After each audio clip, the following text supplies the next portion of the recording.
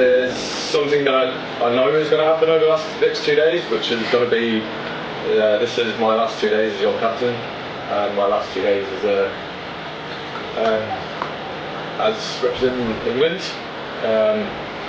Reasons can wait, why, but I've had many trips to the well before for this team, for you both, for people beforehand, and I've got one more trip to do. And the only thing I ask, please, is can everyone please just be the same? We've got a lot of hard work still to do, and the only thing that I want is to be able to walk off the end of that field regardless of the result, knowing that I've had this group of men, did everything for the last 2 days, and the only thing I want is just for everyone to give it